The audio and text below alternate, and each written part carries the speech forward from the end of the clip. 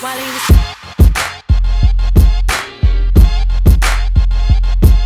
was Very nice. Welcome to another episode of Built Different. I have Abigail from Bleached by Abigail here.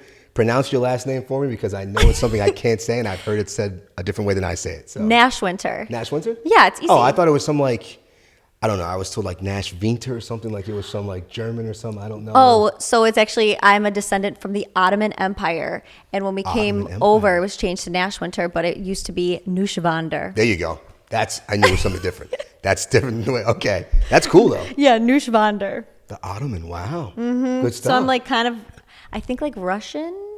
Okay. Ish. German, Polish. Yeah, I don't know. Nashwinter is from the Ottoman Empire, so. Okay. Have you done a DNA test now? No, I won't. Besides being 100% that bitch? No, I won't. I'm not going to do it. All right. Well, this is the episode of Build Different. I'm excited. It is the first day of summer. I got a chance to have Abigail on the podcast. We are glistening a little bit, but it's okay because it's the first day of summer. We're excited. So I'm excited to have you on because I got a lot of questions. Okay. I have a lot of different things I want to ask. I always start off with like, what was your early life like? Are you from Buffalo? Okay. Do you have any siblings, parents? Just dive right into your life. Okay, so hi, I'm Abigail. There we go. I'm 27, but I tell everybody that I'm 24 or 25. Just depends on the people. Okay. Yeah, but I am 27. Born and raised in Buffalo. I'm from Lewiston, New York. Okay. I went to Newport. I graduated from there. I went to Niagara University for college. I studied communications. I actually did my 4 years in 2 because I did not like the idea of college and just like what the like university taught. You were smart. You were smart. I did communications too, and it could have been done in 2. Yes. Yeah. So I just did it quick and I got out of there. So that was like, early life. And then I have a brother, Nathan. Okay. He's 25. We have to remember he's 2 years younger than you are. Yes. My sister's 2 years younger than me. I'm like, how old is Destiny? Yeah. But, so he's 25. He lives in Charlotte, North Carolina. Oh, okay. And then both my parents are still chilling. Patricia and Robert, they're my A1 day ones. Yeah, they're so awesome. But yeah, we're just regular ass people from Lewiston, New York.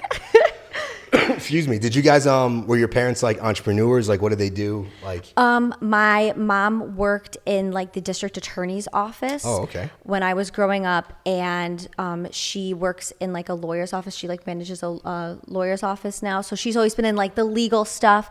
And then my dad has been a salesman for like 40 something years. He sells motors and all that kind of stuff to like all the big plants around Buffalo. Oh, that's interesting. Yeah. So he's a sales guy. Good stuff. Mm-hmm. Yeah. Is that where you get some of the sales gene from, you think, a little bit? Oh, yeah. Yes. He's such a salesman. He could sell. He's so good like at it. Water to a fish thing. Yes, he's just so personable. That's awesome. That's awesome. Sounds a lot like my family too. My dad is super personal. Not a salesman, but he could sell. Yeah. Oh, yeah. He'll sell you because people like him. Mm-hmm. That's cool. Well, you like high school. Everyone's high school experience is different. And when I talk to a lot of girls, they tell me they hate high school. And I personally, I loved high school. I had no problem with it. But like, what was your high school experience like? Was it okay? Yeah, it was fine. I originally started going to college for musical theater. So I think you and I have kind of talked about this before, but I sing. Yeah. I don't sing a lot now. Okay, but you are in a band. Yes, I am in a band. You sing enough. Yes. Yeah. So I'm in a band. So I was like, I kind of did everything in high school, so I never really had a bad experience because I was kind of friends with everybody. Yeah. I was the one girl at Newport who played ice hockey. So I did that. There's a fly. Yeah. Go away, Mr. Fly. We're talking. So I played ice hockey, and then so it was kind of weird because like what made you get into hockey? Did your brother play hockey? Were you guys hockey fans? I literally just smacked the fly out the air. That's good content right there. That's great. Just backhanded a fly. Get out of here. You might need to grab a fly swatter. Get out of here, sir. That's fine. So I'm a very much so a tomboy. So when I was like Yeah, now it's kind of changed, but I'm still like, I love sports, obviously. I have a whole sport clothing company. So when I was like 8, I wanted to skate, and I was taking ice skating lessons, and I had to be in the figure skates. And I was skating around, I was like, Dad, I was like, why am I in these little stupid ass skates? I was like, I want to be in the hockey skates. Yeah. I want to be in the boys skates. Why can't I be? And my dad was like, okay. So he put me in hockey, and I was like, I want to play hockey. I was like, I can do this. I can do it with the boys.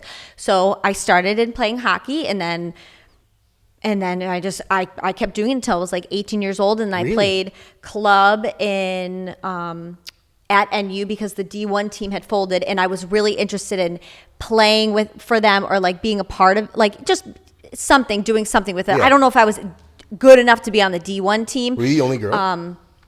So we actually started a Pioneer girls team out of Niagara University because we got all the girls who were like me, who from all these other boys teams, and we started a league. And then we were fantastic. We went to states, we went to women's nationals. So we were really good. So That's actually dope. yeah, it was fun. I love skating. I still skate to this day. But yeah, I loved hockey, but then I was also like a musical theater girl. So I would be in all of the musicals, and I would be singing and like acting. And then like I tried cheerleading, like, and I did cheerleading, and then I would also play softball. Tennis too, right? I did tennis Yeah, too. yeah. So like I was kind of all over the place with all the things I was trying. That's like well-rounded though, is what it sounds like. Yeah, You definitely yeah. have dabbled in everything. Yeah, so I was, high school was fine. Yeah. Which plays were you in? And I'll tell you which ones I was in. 'Cause I was in also. So in I several. was Liesel in The Sound of Music. Wow. The I am 16 Yeah. going on. I was 16. I was hard. Going on 17 there you go. Yeah. So no, I'm actually 16 still. I'm kidding. So I was Liesel, and then for junior year, I tried out. I wanted to be Belle in Beauty and the Beast. Wow. And I got cut out by a senior, and I got put as some like lower role, and I looked at my choir director and I went, I'm out. I'm out. I'm not I doing said, it. I'm done. I don't Unless I'm want Belle, any I'm not part of doing this. it. So I didn't do the musical that year.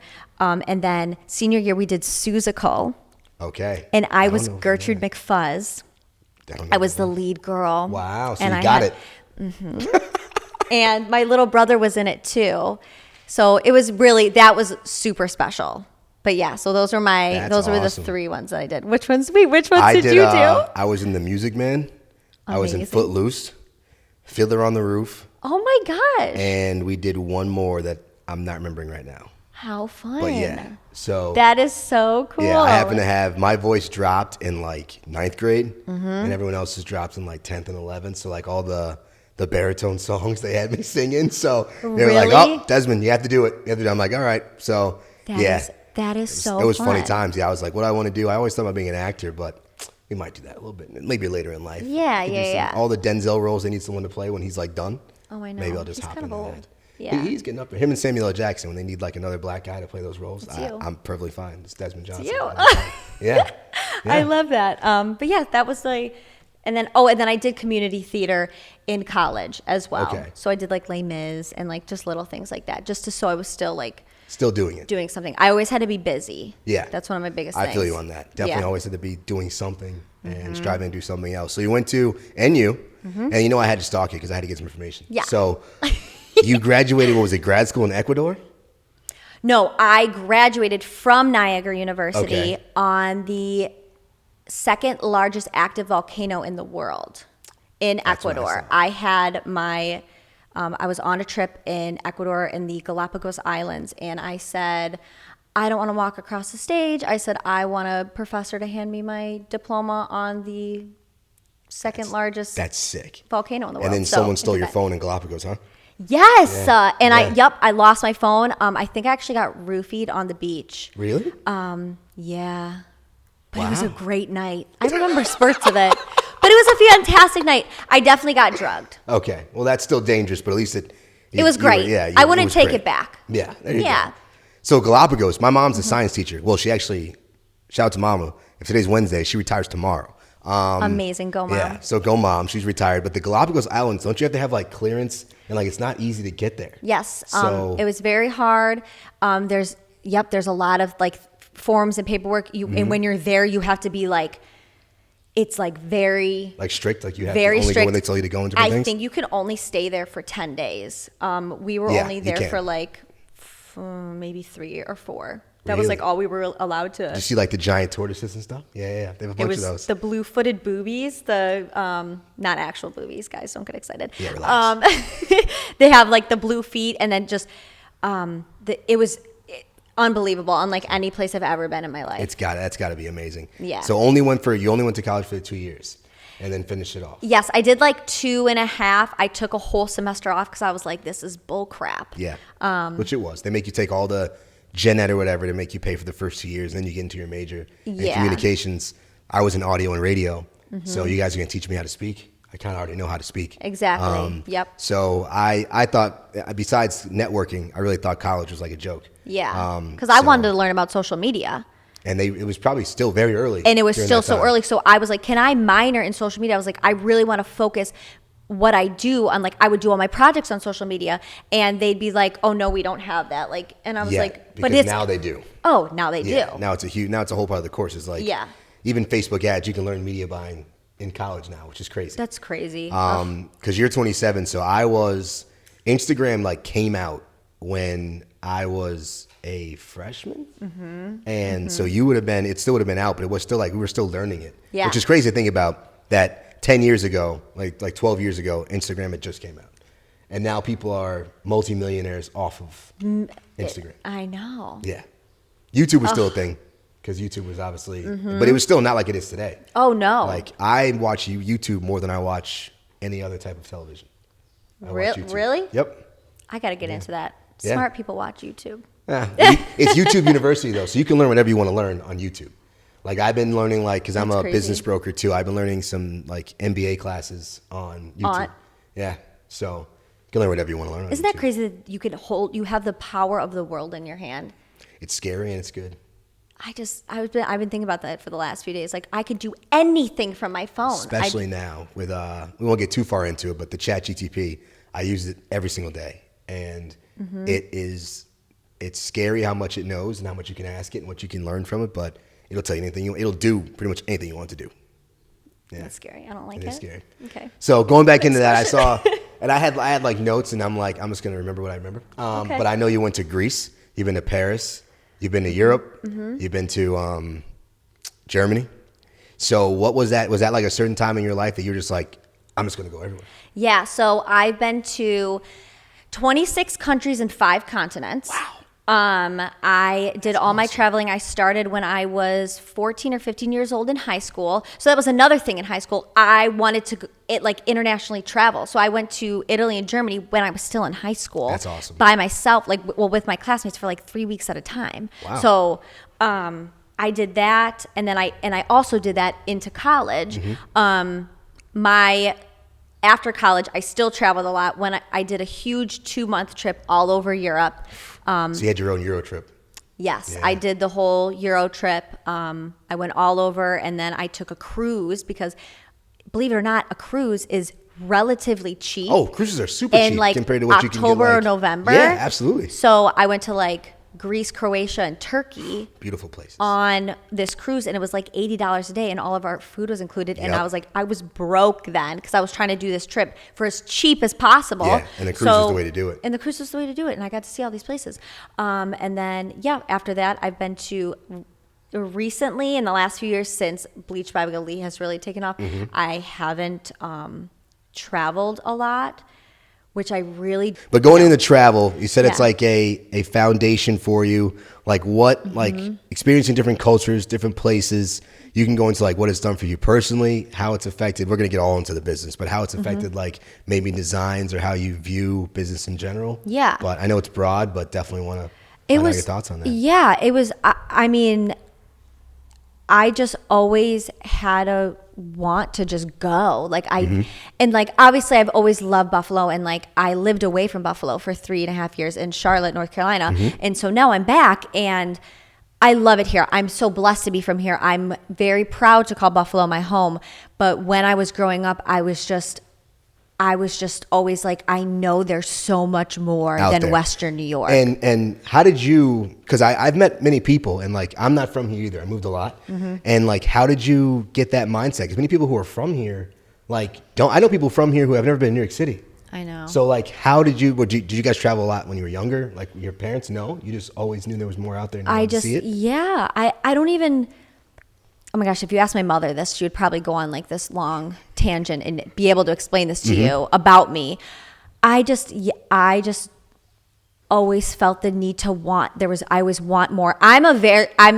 I'm a happy person, but I'm never satisfied. Yeah. Like I feel that. I always want more. There's always something bigger for me. There's always something better for me. That's just my mindset. And I feel like traveling was something where I could just go and do those things. And it was so fulfilling to me, because then I'd come back here and I'd appreciate things, but I'd look at everything different. And like, I have a completely different perspective just on just day-to-day life things of just how to live and what things to appreciate in your life over other places. And grateful and being blessed. Because like, yes, there's some of those places. I mean, we went to a lot of nice places, but I mean, even Galapagos, just probably some poorer places too. Oh yeah. Like, we have a good life. We have good lives. Oh yeah. You know? There's definitely been a few places like, what was very poor? I'd say like Morocco.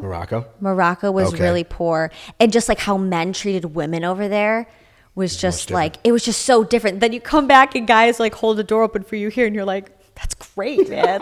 like that's a guy right there. Like just weird little things like that. So yeah. That's weird. That's crazy to think about. Yeah, my friends went to India and they said it was like, and they went for a wedding, and apparently Indian weddings are like 3 weeks long. Yes. So they went for 3 weeks. Yes. And they said it was just so eye-opening to be like, these people, it's a third world country. Like it's so they're bad living in in India. shacks. Like there's like wild dogs, and like all their hotels had like bugs and stuff. And like, and then you have the other side of where like the people were that they were with, and it's like they all had money. Oh my gosh, So yeah. it's like a big gap and then big in between. We complain about we have a gap in between the middle class and I guess like the 1%, but of course that's a gap, but like it's still not as bad as other countries. Like there's rich and then there's like these people have like nothing. Yeah. So that's crazy, but it probably was eye-opening for you, experiencing other cultures. Did it do anything for the business at all? Did you like get, I don't know, inspiration from it? So when people ask me about this, I always tell people I didn't learn jack shit from college about anything for my business. Yep. I had an internship. Well, it wasn't an internship. I actually got hired at Tony Walker and Company. I've heard of that before. They're not in business anymore. So they're in Williamsville. They're right next to Giancarlo's. Okay. I started working there. They like recruited me to work there. Me and my best friend at the time, we went in, we were shopping around. They're like, hey, do you guys want to work here? And we both got hired as like sales associates on the floor. And I was like, I want to do more. I was like, I know I can do more. So they hired me as a creative director to build out this brand of clothing that they had started. Like a line? It was like, it was just something really simple with like t-shirts, and it was called like Wearing Your Word, and it was just branding your word as like another thing, like another part of you. It was a cool idea, but I was in charge of it for a whole year, and I learned how to do all of this. From the pictures to the social media, everything. Like they gave me the tools to do it, and I learned it. So I've basically done everything I learned from there is what I've applied to Bleached by Abigail Lee. And that's why I owe a lot of it to them giving me that opportunity to try to build something. And now I've taken this into my own hands and I've built this. Okay. Yeah. That's actually pretty awesome. Yeah. Because I said the similar thing, and I want to get into like, I know it started in 2017. I want to get into like you moving to North Carolina and stuff like that and how that went. But like, I had my own marketing company too for like 2.5 years. And like I was a creative director as well, but it's a whole lot different when you have the infrastructure of someone who's actually doing it and starting it from complete scratch and not knowing what you're doing. Yes. Like I feel like if we had like you had them, they helped you did a line for them and learned how to do it. If I had been like in a marketing company like I am now, learning how they did the back end things and just doing what I was good at, it would have made a big difference. Yes. Because the actual business part of business is way different than just like designing stuff. Yes. So that's what I'll get into too about how you learned all that. But what was it like when you moved to North Carolina? Why'd you move to North Carolina? And then why'd you come back? So, oh my gosh. So I started BBAL. That's how I'll say that BBAL or B-ball. BBAL. I started it in 2017 as a way to make money to go on all the trips that I wanted to go on. Okay. So it was me and my best friend at the time. We were like, let's start a clothing line. We're gonna sell these clothes at the art festival in Lewiston. We'll make, $1,000 or $2,000. That'll pay for our whole trips, and then we'll go on our trips. So we'll do this as our little side hobby, and then we can keep traveling together, and we'll have it paid for. So a month into it, she's like, I'm moving down to Florida with my boyfriend, and I'm like, okay, bye. So I was like, well, I have this, and I was like, I think I kind of still want to do this. So I did an art festival, and I did a little section of Buffalo Bills, like vintage and like newer stuff of bleached clothing, because I loved the bleached. I thought it was so cool and just like grungy. And my friend was she was very stylish, and she'd wear the bleached shirts, and I was like, you're so cool. I was like, I think everybody should wear bleached clothes because they stand out. So I bleached a decent amount of Bills clothes, and on the first day of the festival, all the Bills stuff sold. And it was when the Bills were terrible. I think Josh just started, so the Bills weren't even good. And I was like, I think I have something here. So I went out that night. I went to like all the Salvation Armies I could and bought as many Bills clothes as I could. Stayed up till 3 a.m, bleached, washed, tagged all these pieces, brought them back the next day, and they all sold too. And I was like, I think that there's something going on here. So I was so excited.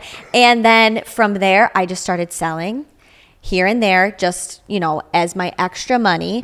And then I moved to Charlotte, North Carolina in 2019. Okay.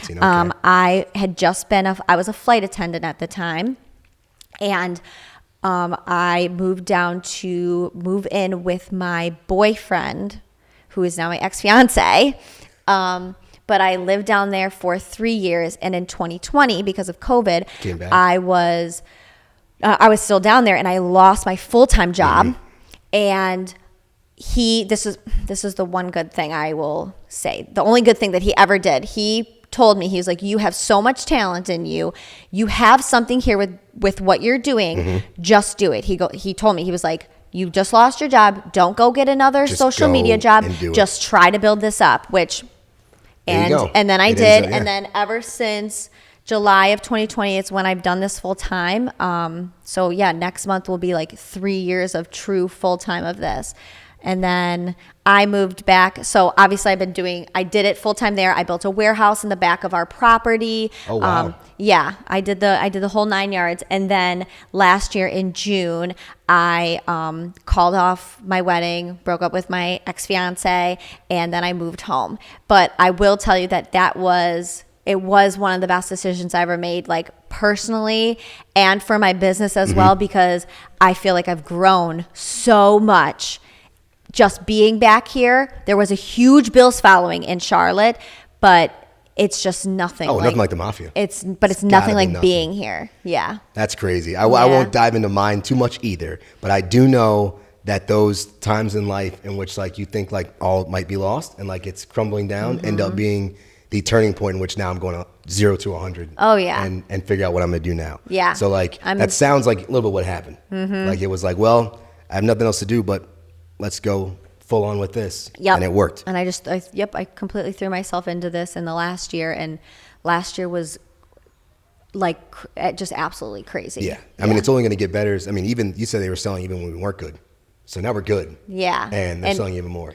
Yeah. And now I have the platform, obviously, that I've built up. So now it's just like, I just got to keep going at this point, and it comes. So that's awesome too. I was going to say, it's awesome that you thought of, you had the bleached shirts because I don't know how popular that was when you started it. No, well, nobody. It wasn't, right? Nobody did.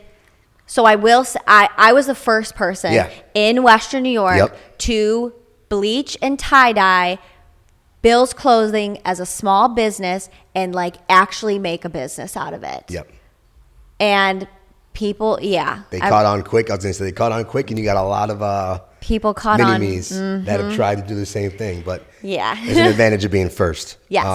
And building the brand from it. Yeah, and I made that just a thing in my mind. I was like, I did this first, so I'm going to be. I'm very competitive. I'm a very competitive person. You have to be in business. Oh, Otherwise, yeah. what are you doing? And that's why I am where I am, is because I was like, nobody's going to be better than me. So, and here we are now. And keep it going. Yeah. So what has been, because I'll ask you too, what has been like one of the hardest points in Bleached by Abigail, the business? Like, has there been any time in which you thought about quitting, or like been like, this is like, I don't know how I'm going to get through this, or anything like that? Yeah. So honestly, right now, I'd say there's two separate times where things have been really hard. In the off season is very, very hard mentally, because Really? I will go from, so like Crushing it to being like, from, oh my gosh, like just selling unbelievable amounts in August, September, October, November, January, even into February. Like when I look at like my Shopify and I'm like, oh my gosh, look at these numbers. Like I can't even believe that I'm doing this as one person. And then I get to, I could sell $20,000, $30,000 of clothes in one day. And then like, I'll look at like yesterday and it was like $43. So it's very mentally tough on me, because I'm like, there's highs and there's really low. yes. Yeah.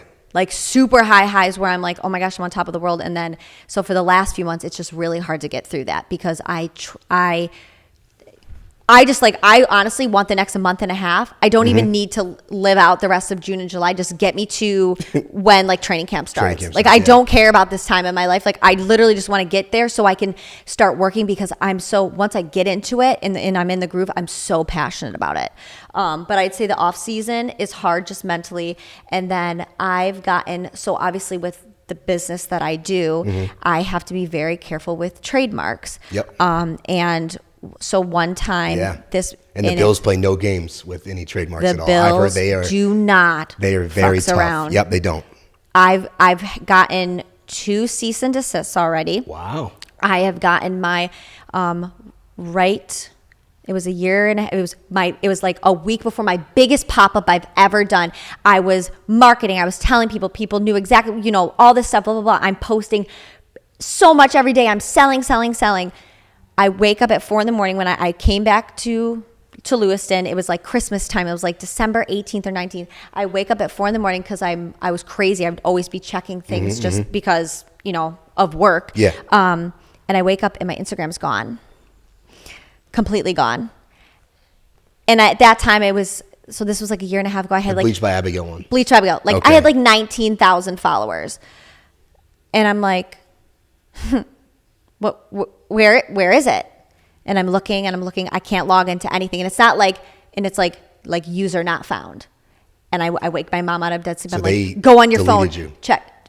So yeah, Instagram completely wiped out Bleached by Abigail Lee.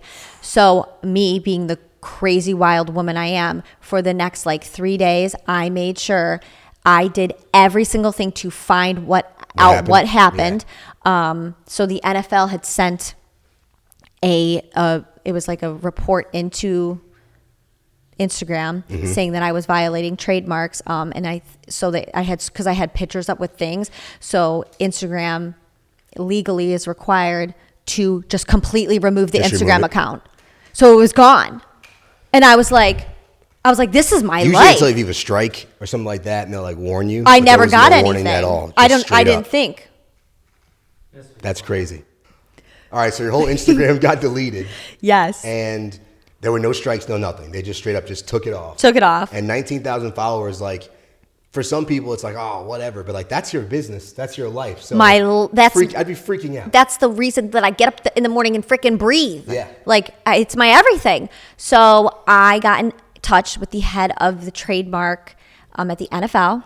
And I had a long conversation with him for an hour. We got on the phone together. You got on the phone with the person in charge of trademarks for the NFL? Yes. How'd you get their contact information? I went and just snooped, and I looked everywhere online, and I found it, and I then found his name. That's determination. And actually. I found him, and I was like, and I emailed him, and then he scheduled a call with me, and he talked to me for about an hour, and he told me all the things that I did wrong, and I was like, okay, and then I literally just started sobbing, and I was like, listen, man, I was like, I will do anything for this back. I was like, this is my life. And the one thing that I think got him was that his son is a Buffalo Bills fan. Wow. He was in New York City, but his son was a Buffalo Bills fan. And I was like, I'll send you anything, dude, anything with no trademarks. So he said that he would basically say that they like messed up, and the moment they gave it back to me, I deleted every single trademark that So I guess what type of are they saying the trademark that you took the old Bills clothing and were like remaking your own? No, so that's okay. That's the first sale doctrine. So Okay. anything that's been already made and they made their money off of the first That's sale what of I it, was gonna say, yeah. then that's fine. So like all my vintage is totally fine, and like my licensed T-shirts, if I buy them from somebody, they've already made their money off of the first sale, so I'm okay to like You're reselling to do what you rework want. Yeah, them. exactly. Yep.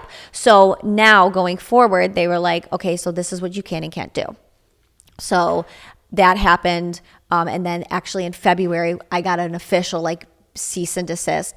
But now they're just picking things at me because like from what they said, from the people I've talked to, I'm like one of the biggest I'm one of the biggest small businesses in Western New York who do these things. So dope. like, yeah, so they were like, you're basically like the one person that they like put under a microscope and watch, because I sell like the Bill store does. They said, they were like, it's unbelievable, like that how much they've seen, like they can see like obviously like my taxes and sales and things, and like you can like see all this stuff. So they sent me another one for my bestseller, which is the View from the Ralph, and it's literally just a picture inside the stadium, and I even took out in the end zones, it's supposed to say Bills, but on mine it says Buffalo. Wow. Just because I literally went the extra mile, because I want to make sure that I don't get in trouble for anything. Exactly. So they filed that against me, and like a few other ones with the players on them, but I literally edited out every single thing that you would ever even think to know was that made the uniform like a Bills uniform, but I still got in trouble. But I actually fought them about the View from the Ralph. And I told them, I said, listen, I said, I made sure. I said, this is my bestseller. I said, if I can't sell this piece, I don't have a business anymore, because that's what really blew me up this last year. And my lawyers, I had to hire a lawyer in DC. Wow. And they basically said that the NFL okayed it because of how much I've done for the community and what I've done for like the Buffalo Bills in the Buffalo Bills community. Wow. So how'd that feel? That felt, you don't get in trouble for being small. It feels, yeah, it's good. It just makes me upset. Not that it makes me upset. It just it pisses me off that I can see all these other girls who have basically copied everything I do in my business, and they can. I know, but and they still can put the Bills logos on things, or just they can do all these little things that I literally have to stare at a design and be like, do I do it? Do I do it? And then I'm like, frick, no, I can't do it. I can't get in trouble. And I know that they don't even get to think about it, because they can just be like, well, Abigail did this and she put Buffalo football, but now I can put Buffalo Bills and I can actually put the logo on it. And people are going to think my pieces are actually cooler than hers because I have the logo. And so, but yes, it's a blessing and a curse. Yeah. But still find ways to maneuver around it too, which is great. I'm trying. Still trying to. We'll get into the business side of it. Okay. Like I had figuring out back end of just like, well, you only have one assistant, which shout out to Nikki, but like HR, taxes, sales tax, because I had to learn that too. Because I actually, short story, I won't go too far. During COVID, I was a drop shipper of bikinis. So I had a bikini company. You did? Yeah. Called Anna Banana Bikini. And Anna Banana Bikini? Yeah, Anna Banana Bikini. And it did well, I won't lie. I had some of the Did you model them? Huh? Did you model them? Oh, yeah. Yeah. Thought about it, but none of them really fit the way I wanted them to fit. So oh my gosh, that's so cool. So I did that, and like it was just like learning about the sales tax, and Also, just like learning about the fits of, I'm obviously not a woman, so Yeah, I don't identify as one yet either. Okay, good. So, Okay. like figuring out the fits of the clothing and stuff like that was obviously different. But learning that business side, did you get prepared from, like you said, the clothing store you worked at? Did they help you at all, or did you have like a mentor go through the business side of things, or just learned it all from doing it? It was all of that stuff, like the business side, like the boring. 'Cause that can suck. Oh my gosh, I still don't even. When I go and meet with my CPA, it stinks because she's still in North Carolina, so it's not even like I could sit with her face to face. When walking through these things, I just look through her. I'm like, a Schedule H? I'm like, what the hell is that? Like, it just everything flies over my head. I don't get it. I just don't get it. So I have a really great CPA who has obviously helped me with those things. And then obviously like Shopify. The Shopify. No. Surprised there's not now called Shopify either. No. Yeah. So Shopify is actually really, they're great with helping with, and I've been on that for I think a year and a half now. And then before I was with Etsy and my sales were lower. So like they would do all the taxes and everything for me. And that's the only place that I sold on. Okay. So now on Shopify, they do make it very easy for you. But other than that, like I don't get it. I'm a creative person. Yeah. This is making the clothes. It's the fun part, what we want to do. Yes, and the social media and being able to sell all day, every day. The other stuff, just leave it to people who are good at it. Yeah, because I can't do it. Yeah. No, I had the hardest time, for me personally, learning that, to let it go.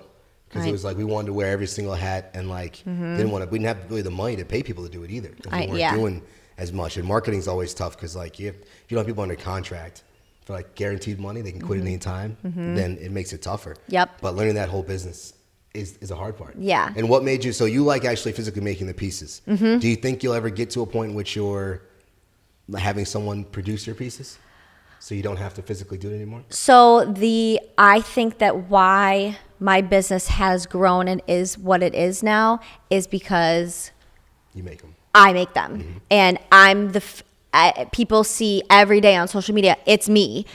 I'm telling them about these things that like I make these pieces, I create these pieces, I order them in wholesale, I create the designs by myself, I order those printed, and I'm sitting here every single day. Well, I have Nicole now, which thank God, because she's helping me and she's learning how to like press the pieces. I do every single piece. So that's where I think that people have this draw to it because they know me as a person and they've seen what I've done. They see this business that I've grown.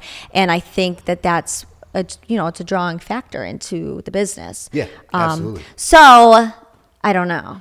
Because I was going to ask, I don't know. As a business broker and consultant of people who are in it, how far do you want to scale it, and how far can it go with just you doing it, like still doing that model? Yeah, because that's a tough thing. Because the one thing about business is you can't sell. Well, I think about selling them because that's what people eventually build them to sell it. But like you can't sell a one person business. So like have you thought about that, or is it just like right now? Because I get the whole draw of like you're making them, so people want it because Abigail made it. Yeah, that's a huge thing. Yeah, but how big do you want to take it? Is it going to be like a national fashion brand, or how do you want to? I mean, I don't know. In the last few months, I've really tried to take a breather from everything just because I've had so much happen in my life in the last year. I mean, I left a whole life I created in North Carolina, and I moved back up here, and then I moved up here right in the midst of this, like the season starting. So I was just like, I don't care about anything else. I worked more than I ever believed that I could physically do. And like I would make like 600 sweatshirts in a day and make them and then list them at night, and they'd all be gone in 2 minutes. Like which is wonderful, but I worked myself to the bone. So right now, and I'm just so OCD with how I conduct my business. I don't know. I feel like if God has a plan for me, and I don't know I think he has me in a weird time right now. If I get to the point where he puts an opportunity in front of me, I'll know that he's telling me that I can do it. But if he doesn't put that opportunity in front of me, he knows that what I'm doing now is exactly what I'm supposed to be doing right now. So I'm I'm just going to do what I'm doing right now. I'm going to work as hard as I can. Having Nicole, I think, is going to be a game changer because I've never had anybody with me for a full season. She helped me in November and December and January, but she could do everything I can do now. I've taught her everything, and she's great at it. So now having two of us, I know that this year we could at least double what I did last year. And if I can do that, like, I'll be impressed with myself and I'll be really happy with how things are going. But it's hard because this business is so, if I don't have a trademark, like if I had a trademark, and because I don't know, you have to have like $5 million in sales a year. And like, I'm nowhere close to that yet. And then like to actually buy the trademark is like, to use it is, you can only buy it for a certain amount of clothing. The Buffalo Bills, like the actual the trademark. It's like $100 million in sales. I remember talking to the head of Trademark, and he was like, you have to be really selling. And then just to buy the trademark, so they'll get like a percentage of sales on everything. Plus you have to buy the actual trademark for like $175,000 a year, which I would buy the trademark. I would buy the trademark literally just for a calendar year if I could, and just go bananas on everything. But yeah, like I don't have that opportunity yet, and I'm not making that type of money yet. So we're just going to kind of roll with it because I like being a small business. I really do. And I think that's what the draw is, because it's me and it's my little small business and it's my little Buffalo business. Buffalo business. A little Buffalo business. Yeah. So one thing I wanted to ask you too, because you mentioned like God's plan. Is your family religious at all, or? Yes. So we grew up Lutheran. We go to church every Sunday when there wasn't sports. I got confirmed. I got my communion. I've always been religious, more so in the last few years, and especially since I've gotten back to Buffalo. I found a really great church around here. I think it's just a really good foundation to who I am and what I do, and I always make sure that I try to give, all my glory to God for all of this, because if I didn't have him and I swear if I didn't pray to him and ask him for the things that I ask, and I wouldn't, none of this would be here, Which I love, because I am too. And my parents, I went to church every single Sunday. And I'm starting getting back. In college, you kind of lose. I won't lie. My parents did have me go to church while I was in college. They found one in Jamestown. They were like, these cute little older white couples going to pick you up on Sunday mornings, and they're going to drive you to Jamestown, and you're gonna go to church. So I won't lie, I was hungover, falling asleep in the car on Sundays after mixers and my fraternity and stuff, and I'm just like, all right, I gotta go. But yeah, it makes a huge difference though in the way you obviously conduct yourself, but also realizing like when you have them and that backing behind you, it's much harder to give up. Yeah, because I've thought, like, in the last few months it's been rough for me, and then but there's been weeks where I'm just like, I'm just looking forward to Sunday because I'm like, I'm excited to go to church, or like I won't go out on a Saturday night because I'm like I want to be at church. I need to be at church. I need to just take it in. I need to like feel it, and it is really important, especially at this age. Well, the world we're in right now. The world needs some Jesus. The world needs a lot of Jesus. Needs a lot of it. So I'm just glad you said that, because I'm like, there's a point in which people just like, well, they feel like they're going backwards. They have no hope for anything. It's like, it's not working. Well, I might need to pray a little bit. Yeah. And like have some belief in something. Exactly. I can't understand someone who has no belief in anything. It doesn't make sense to me. I think it's really sad. It is. And it makes me sad, because I just wish that you had, it's just having that hope. Yeah. And I've tried to talk to, because I have a lot of friends who really don't believe in anything. And I'm like, and I'm just, like there has to be a reason. There has to be. And I just, even if like you should have that just in your soul, just like that, at least when you like, because I think about like death a lot, which is like I don't know why. It's just in the last few months I've been thinking like, what is going to happen when I die? Is it like death, or like, is it like I have to make sure I leave a legacy, or just like I might die soon? No, I might die soon. Oh, well, don't think like that. I know, but like but I don't get too worked up about it, because I'm just like, I'm going somewhere where he wants me to be. Yeah. So. Yeah, no, that's huge, and I love to hear it too. Yeah, like I said, we need more of it. We need more Jesus, especially right now in in this day and age in America. Yeah. Since you are technically a fashion designer, it's different. It's different. But I mean, Yeah. who are some of your favorite influences or, I guess, fashion designers? So it's kind of hard because I am such a weird type of fashion. Like, it's sports fashion, you know. I don't really say I look up to her, but I think she's great. The line, it's called Wear by Erin Andrews. I know Erin Andrews is. Yes. Yeah. So she has a line. Okay. And it's just cool, you know, cool sports gear. I've seen some things that she's made that I don't know if she is necessarily designing them, but her line yeah. is really cool. Okay. I think they do a great job with that. Obviously, they get to use the licensing and everything. Yeah, she's been a broadcaster for years. Yeah. So, yeah. But as like for designers, I don't have anybody You don't really. have anybody? I really love nostalgic, like the 90s and 80s designs from like Trench. So Trench was a company out of Buffalo in the 90s. They'd make clothing, but a lot of my, like, when I find like Buffalo Bills pieces that have like the Trench piece, like the Trench tag on them, they were made in Buffalo. And I love the vintage designs. Like, I dream at night that I'm at the 90s Bills games. Wow.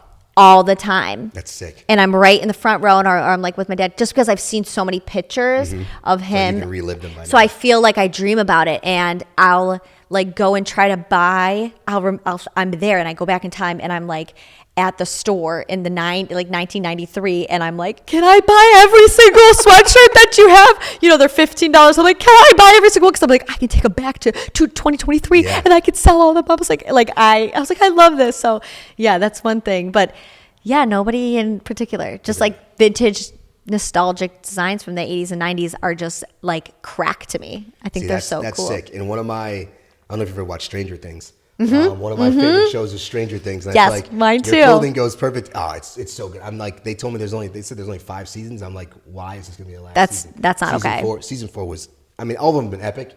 Oh, Four no. 4 was crazy. Anyone who hasn't seen Stranger Things, watch it because Watch it literally is immediately. amazing. I probably watched all of them at least 20, all the episodes at least 20 times by now. Oh my gosh, I love them. But the Favorite. 80s clothes is coming back in those styles and colors. So I feel like it's perfect right now that goes along with what you're doing because people are feeling that anyway. I know, I love it. It's just working out with beautiful timing, you know? So I want to ask too, if you could give advice to any younger entrepreneurs, not just in clothing, but like anything you'd want to tell somebody starting off, what would you tell them? You gotta be a hard worker. You're not gonna get anywhere. That's just one thing that I know. Like, if I did not have a really hard working like work ethic, I don't know where I'd be, because there's days where I've worked until 11 p.m. and it's like we're in playoffs and it's 11 p.m. and I know I got to get up at 7 a.m. and I got to come to the warehouse because I have another 300 pieces to work and I'm dead tired. I can't feel my feet. I haven't even eaten all day, but you gotta do it. You gotta power through, and you have to have a good work ethic, especially if you're going to be self-employed or own your own business or start something. You just gotta keep going. Like, just do it every single day, because I promise you, you're going to look back. Like, if right now I'm chilling, but 2 years ago when I was like crazy, even throughout the summer, I'm so proud of myself because I did the damn thing. Like, I did it every single day. And now I can take 3-4 months off because I've created what I've created now. So, which is huge. Yeah. So just keep working. I agree 100% on that. And I think there's also a level of, a lot of people have said level of paranoia of like, I cannot, like, not that they're going to fail, but just like, I have to keep going. Like, there's no stopping. Or like, I'm not going to revert back to where I was before. So there's always a paranoia being like, we have to keep going forward. And that takes hard work. And I think hard work also in like today's society, because of how quick everything is, and people can get famous off of like a TikTok.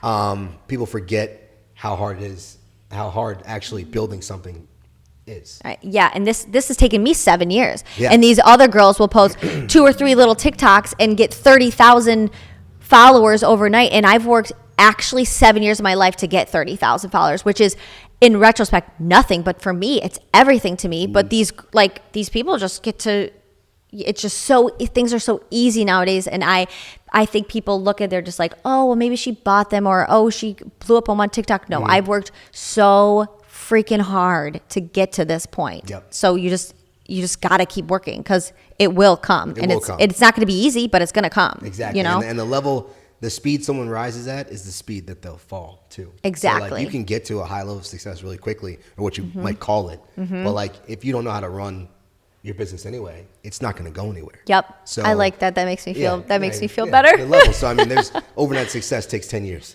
They say that, you know what I'm saying? Like that's what I've heard before. Like, people think it's overnight. It's never overnight.